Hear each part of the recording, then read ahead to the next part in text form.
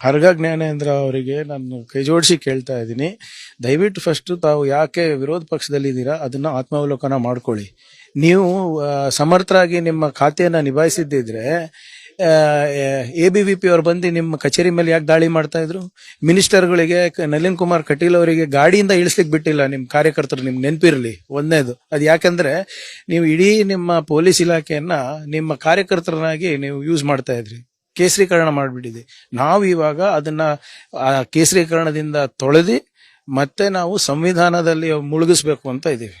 ಕಾಂಗ್ರೆಸ್ಸೀಕರಣ ಮಾಡಕ್ ಹೊರಟಿದ್ದಾರೆ ಅಂತ. ಕಾಂಗ್ರೆಸ್ಸೀಕರಣ ಅಂದ್ರೆ ಏನು? ಬಸವ ತತ್ವ ಕಾಂಗ್ರೆಸ್ದು, ನಾರಾಯಣ ಗುರು ತತ್ವ ಕಾಂಗ್ರೆಸ್ದು, ಬಾಬಾ ಸಾಹೇಬ್ ಅಂಬೇಡ್ಕರ್ ತತ್ವ ಕಾಂಗ್ರೆಸ್ದು, ಸಂವಿಧಾನ ಪಾಲನೆ ಮಾಡೋದು ಕಾಂಗ್ರೆಸ್ದು. ತಪ್ಪೇನಿದೆ? ಸಂವಿಧಾನ ಪಾಲನೆ ಮಾಡೋದು ತಪ್ಪಿದ್ಯಾ? ಅಧಿಕಾರಿಗಳಿಗೆ ನಿಮ್ಮ ಕೆಲಸವನ್ನ ದಕ್ಷವಾಗಿ ಮಾಡೋದು ಹೇಳೋದು ತಪ್ಪಿದ್ಯಾ? ಕಾನೂನನ್ನ ಪಾಲನೆ ಮಾಡಿ ಅಂತ ತಪ್ಪಿದ್ಯಾ? ಯಾರು ಕಾನೂನು ಜಾರಿಗೆ ತರಬೇಕು ಅವರೇ ಕಾನೂನು ಪಾಲನೆ ಮಾಡಿಲ್ಲ ಅಂದ್ರೆ ನಾವೇನು ಕಾಂಗ್ರೆಸ್ ಕಾರ್ಯಕರ್ತರಾಗಿ ಅಂತ ಹೇಳಿದೀವಿ ಅವರಿಗೆ? ಜನರಿಗೆ ಹರಾಸ್ಮೆಂಟ್ ಮಾಡಬೇಡಿ. ನಿಮ್ಮ ವೈಯಕ್ತಿಕ ಏನೇ ವಿಚಾರ ಭಾವನೆ ಇರ್ಬೋದು, ಪೊಲಿಟಿಕಲ್ ಇನ್ಕ್ಲಿನೇಷನ್ ಇರ್ಬೋದು, ಅದು ನೀವು ಹೋಗಿ ಮತದಾನ ಮಾಡ್ಬೇಕಾದ್ರೆ ನೀವು ಯಾರಿಗಾನ ವೋಟ್ ಮಾಡ್ಕೊಳ್ಳಿ. ಆದ್ರೆ ಇವಾಗ ಕರ್ನಾಟಕದ ಅಭಿವೃದ್ಧಿ ಪರವಾಗಿ ನೀವೆಲ್ಲರೂ ನಿಲ್ಲಬೇಕು ಅಂದ್ಬಿಟ್ಟು ಅವರು ತಾಕೀತ್ ಮಾಡಿದ್ದಾರೆ. ನಾವು ತಾಕೀತ್ ಮಾಡಿಲ್ಲ ಅಂದ್ರೆ ಏನ್ ಬಿಜೆಪಿ ಅವ್ರು ಮಾಡ್ತಾರಾ?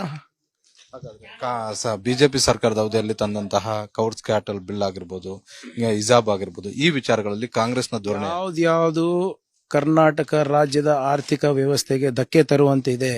ನಮ್ಮ ಏನು ಇನ್ಕ್ಲೂಸಿವ್ ಗ್ರೋತ್ ಅಂತ ನಾವೇನು ಹೇಳ್ತೀವಿ ಅದಕ್ಕೆ ಧಕ್ಕೆ ತರುವಂತ ಇದೆ.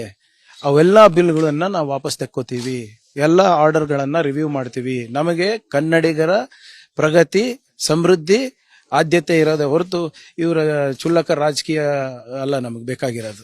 ಪೊಲೀಸ್ ನೈತಿಕಗಿರಿ ಬಗ್ಗೆ ಬಹಳಷ್ಟು ಪ್ರಸ್ತಾಪ ಮಾಡ್ತಾ ಇದ್ದಾರೆ. ನಿನ್ನೆ ಸಭೆಯಲ್ಲೂ ಕೂಡ ಅದನ್ನೇ ಅಧ್ಯಕ್ಷರು ಪ್ರಸ್ತಾಪ ಮಾಡಿದ್ದಾರೆ. ನೀವು ಪ್ರಣಾಳಿಕೆಯಲ್ಲಿ ಕೂಡ ಹೇಳಿದಾರೆ ಕೆಲ ಸಂಘಟನೆಗಳನ್ನ ನಾವು ಬ್ಯಾನ್ ಮಾಡ್ತೀವಿ. ಹಾಗಾದ್ರೆ ಅದಕ್ಕೆ ಬದ್ಧರಾಗಿದ್ದಾರೆ? ಸಂಘಟನೆಗಳಿರ್ಬೋದು, ವ್ಯಕ್ತಿಗಳಿರ್ಬೋದು, ಯಾವುದೇ ರೀತಿಯಾದ ಪೊಲೀಸ್ ಅವ್ರು ಭಯ ಇರಲಾರದೆ ಓಡಾಡ್ತಾ ಇದ್ದಾರೆ. ಇವತ್ತು ಬಾಯಿಗೆ ಬಂದಂಗೆ ಮಾತಾಡ್ತಾ ಇದ್ದಾರೆ, ಸಂವಿಧಾನದ ವಿರುದ್ಧವಾಗೇ ಮಾತಾಡ್ತಾರೆ, ಈ ನಾಯಕರ ವಿರುದ್ಧವಾಗಿ ಮಾತಾಡ್ತಾರೆ. ಇವರು ಏನು ಸಮಾಜದಲ್ಲಿ ದ್ವೇಷದ ಮತ್ತು ಕೋಮದ ವಿಷ ಬೀಜವನ್ನು ಬಿತ್ತಾ ಇದ್ದಾರೆ. ಇವತ್ತು ಇದೆಲ್ಲ ನಡೆದಿದೆ 3-4 ವರ್ಷದಿಂದ ಹಿಂದೆ. ಅವೆಲ್ಲಾನು ಕಡಿವಾಣ ಹಾಕ್ಬಿಟ್ಟು ಸರ್ವ ಜನಾಂಗದ ಶಾಂತಿಯ ತೋಟವನ್ನ ನಾವು ಕಟ್ಲಿಕ್ಕೆ ಹೋಗ್ತಾ ಇದೀವಿ. ಅದಕ್ಕೆ ಬಿಜೆಪಿ ಅವರಿಗೆ ಏನಾದ್ರೂ ತೊಂದರೆ ಇದ್ರೆ ಅವ್ರ ಮಾತಿದ್ರೆ ಪಾಕಿಸ್ತಾನಿಗೆ ಹೋಗಿ ಅಂತಾರಲ್ಲ, ನಾವು ಸಂವಿಧಾನವನ್ನ ಪಾಲನೆ ಮಾಡುವಂತ ಒಂದು ಇದು ಕಟ್ತಾ ಇದೀವಿ. ಅವ್ರಿಗೆ ಏನಾದ್ರೂ ಇದಕ್ಕೆ ಆಕ್ಷೇಪ ಇದ್ರೆ ಅವರೇ ಪಾಕಿಸ್ತಾನಕ್ಕೆ ಹೋಗ್ಲಿ.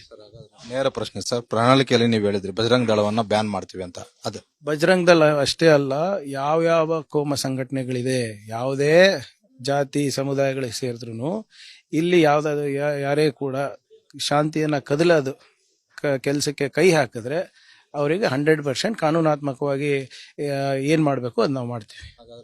RSS ಇದೆಯಾ? ಯಾವ್ದಾದ್ರು ಇರ್ಬೋದು.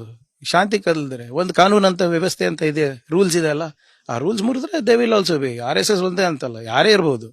Even if RSS is breaking rules we will not hesitate.